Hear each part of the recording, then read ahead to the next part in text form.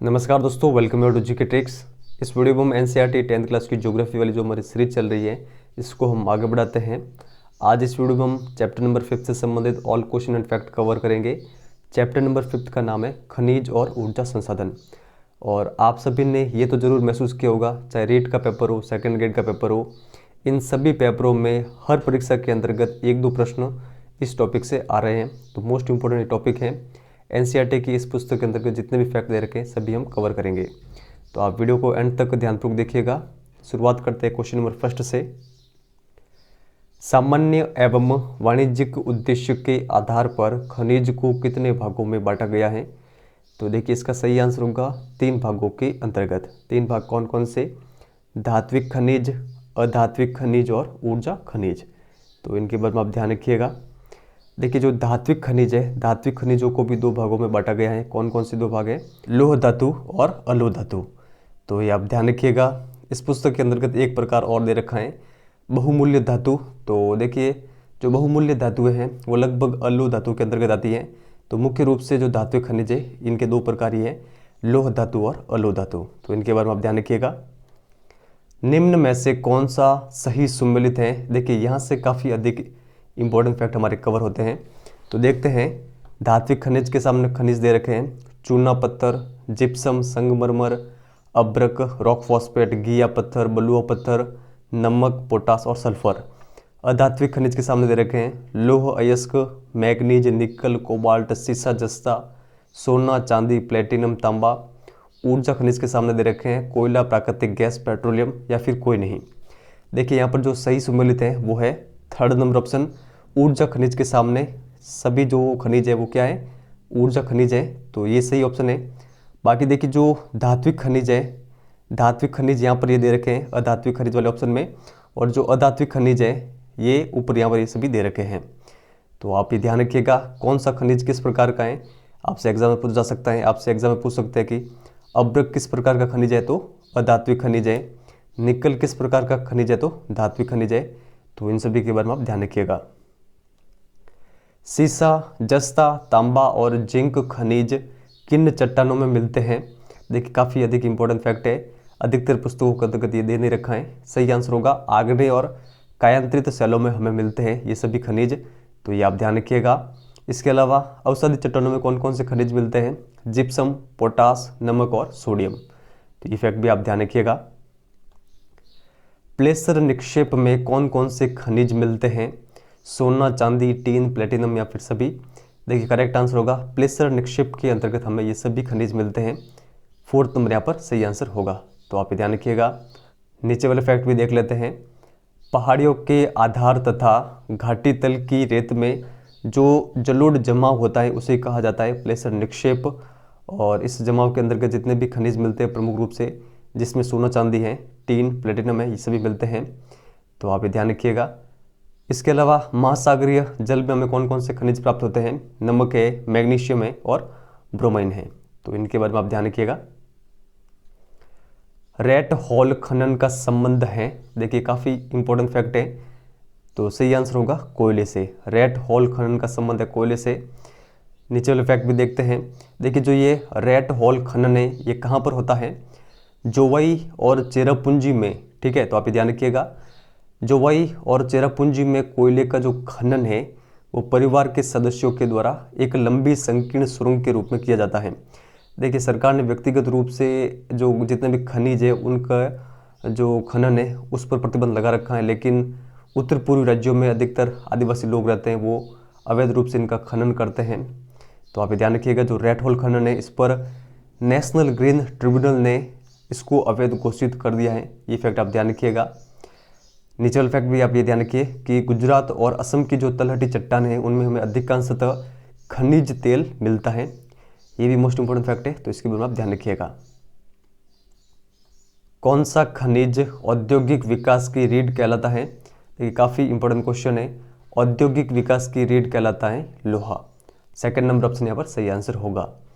लोह खनिज धात्विक खनिजों के कुल उत्पादन मूल्य के 3/4 हैं। ये फैक्ट भी आप ध्यान रखिएगा।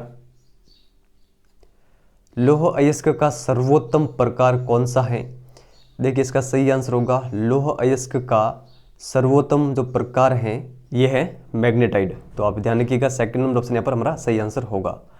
और सर्वाधिक महत्वपूर्ण औद्योगिक लौह अयस्क कौन सा है, तो ये है हेमेटाइड। तो आप ध्यान रखिएगा, सर्वोत्तम प्रकार तो है मैग्नेटाइड और सर्वाधिक महत्वपूर्ण औद्योगिक जो लौह अयस्क है वो है हेमेटाइड। देखिए जो मैग्नेटाइड है इसमें लोहांश का कितना प्रतिशत पाया जाता है, 70%। तो आप ध्यान रखिएगा, और हेमेटाइड में 50 से 60% लोहांश पाया जाता है। निम्न में से कौन सी लौह अयस्क पेटी है, ओडिशा झारखंड पेटी, दुर्ग बस्तर चंद्रपुर पेटी, बल्लारी चित्रदुर्ग चिकमंगलूर तुमकुरु पेटी, महाराष्ट्र गोवा पेटी या फिर सभी। देखिए ये चारों पेटियाँ हैं, ये लोहे से संबंधित हैं, लौह अयस्क की पेटियाँ हैं, तो हमारा करेक्ट आंसर होगा सभी।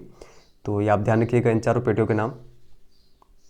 हेमेटाइड लोहे के लिए प्रसिद्ध मयूरभंज और बादाम पहाड़ किस राज्य में है। देखिए काफ़ी शानदार प्रश्न है, सही आंसर होगा उड़ीसा के अंतर्गत।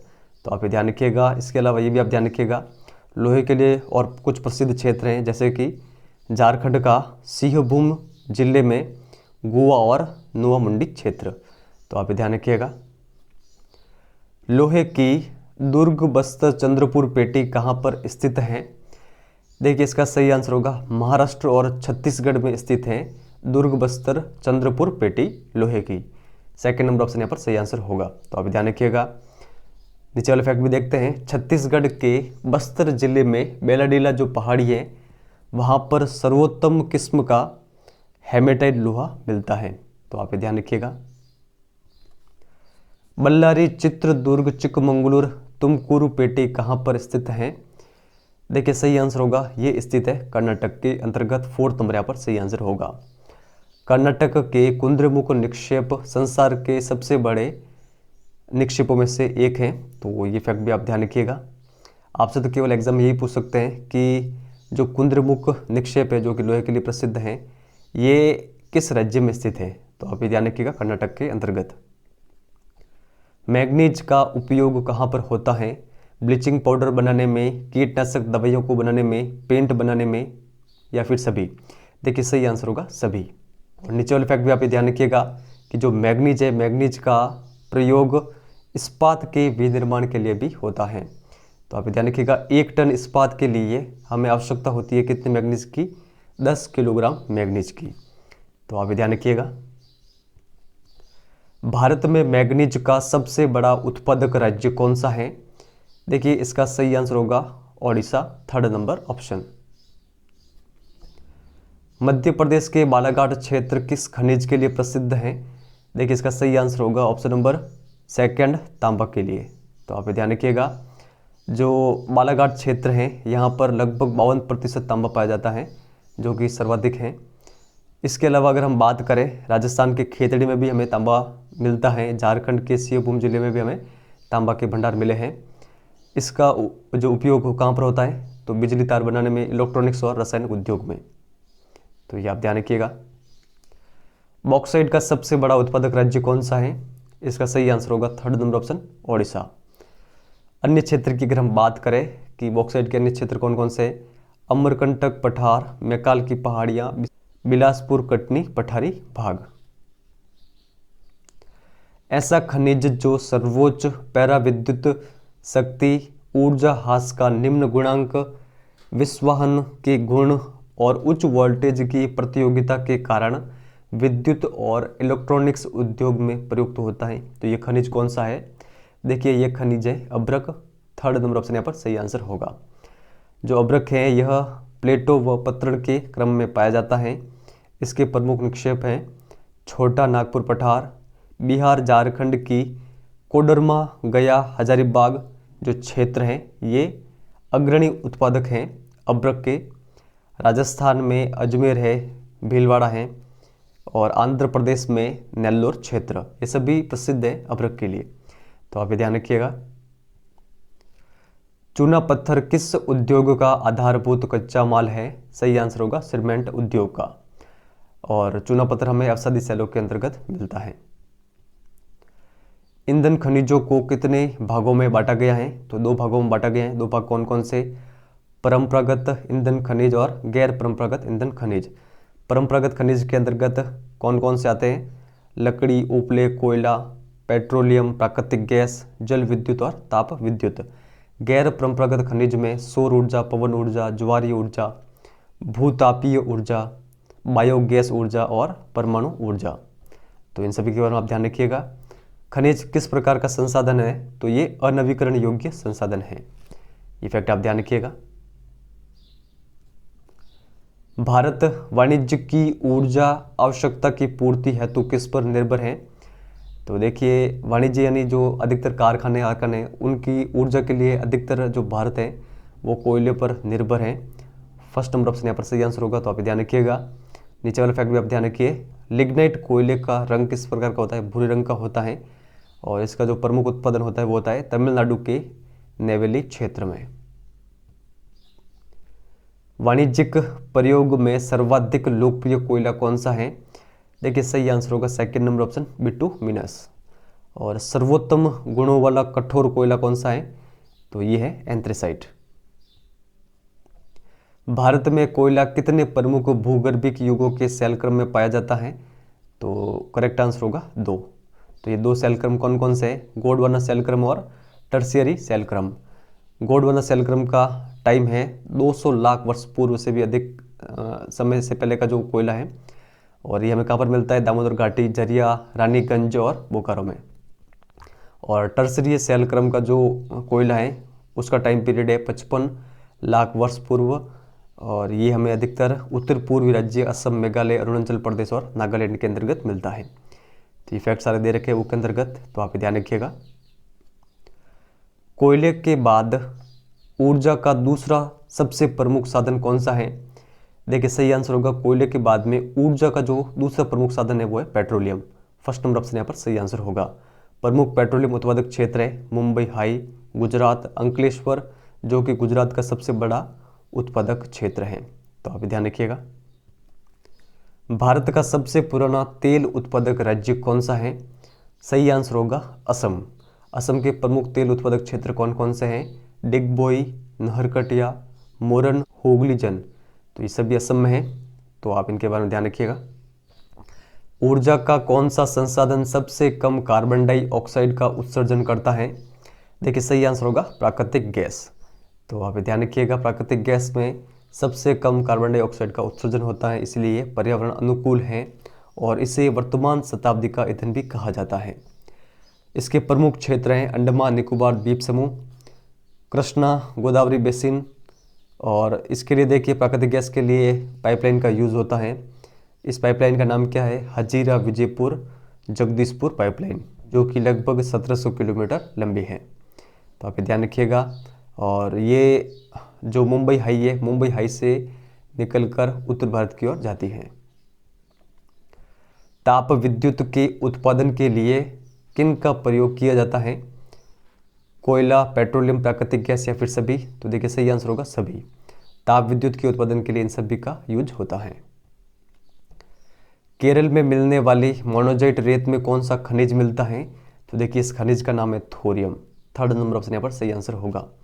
यूरेनियम और थोरियम हमें झारखंड और राजस्थान की अरावली पहाड़ियों में देखने को मिलते हैं, जिनका प्रयोग परमाणु तथा आणविक ऊर्जा के उत्पादन में होता है। पवन ऊर्जा की विशाल पेटी किस राज्य में स्थित है? तो देखिए, ये स्थित है तमिलनाडु के अंतर्गत, तमिलनाडु में भी नागरकोइल और मदुरै के बीच में। तो आप ध्यान रखिएगा, नागरकोइल और जैसलमेर देश में पवन ऊर्जा के प्रभावी प्रयोग के लिए जाने जाते हैं। तो ये फैक्ट आप ध्यान रखिएगा। ज्वारीय ऊर्जा के प्रमुख क्षेत्र कौन कौन से हैं? खंबात की खाड़ी, कच्छ की खाड़ी, गंगा का डेल्टाई क्षेत्र, सभी? तो सही आंसर होगा सभी। भूतापीय ऊर्जा के दोहन के लिए भारत में कितनी प्रायोगिक योजनाएं शुरू की गई है? सही आंसर होगा 2।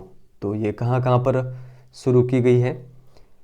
तो देखिए, सबसे पहले ये शुरू की गई है हिमाचल में मणिकरण के निकट पार्वती घाटी में, और सेकंड है लद्दाख में, यहाँ पर ये पूगा होगा, गलती से ये टाइप हो गया है, तो आप ध्यान रखिएगा, पूगा घाटी में, ठीक है, लद्दाख की पूगा घाटी में भूतापीय ऊर्जा के दोहन के लिए प्रायोगिक योजना शुरू की गई है।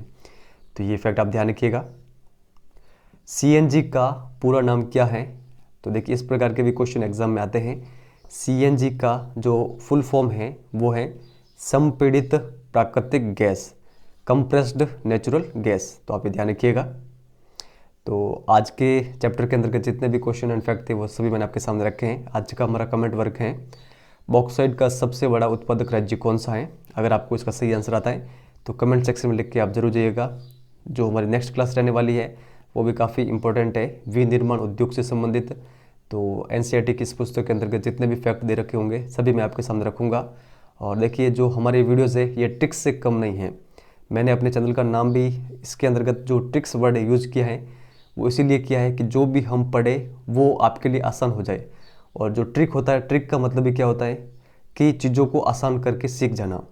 तो जो आपको हार्ड लग रही है एनसीईआरटी की बुकें, अगर आप हमारे वीडियोस देखेंगे तो ये आपको ट्रिक्स के माध्यम से यानी एकदम आसानी की तरीके से आपको ये याद हो जाएंगी। मैं इसी फॉर्मेट में आपके सामने रख रहा हूँ। इसीलिए तो जब 2021 में रीट का पेपर हुआ था, अधिकतर लोगों के काफ़ी शानदार मार्क्स आए थे एसएसटी के अंतर्गत। 50, 55, 58, 56 ऐसे ऐसे अंक आए थे स्टूडेंट के। और उन्होंने केवल ये कहा है कि सर हमने केवल आपकी क्लासेस फॉलो की थी और हमारे क्लासेस से काफ़ी अधिक प्रश्न बने थे। तो इसीलिए मैंने जो अपना चैनल है इसके अंदर ट्रिक्स वर्ड यूज किया है, ताकि जो भी जीके हैं मैं आपके सामने इस प्रकार रखूँ कि आप उसको आसानी से ग्रहण कर पाए। तो ईमानदारी के साथ इस सीरीज़ को फॉलो रखिएगा। चैनल पर नए तो सब्सक्राइब जरूर करिएगा। इस वीडियो में इतना ही है। धन्यवाद।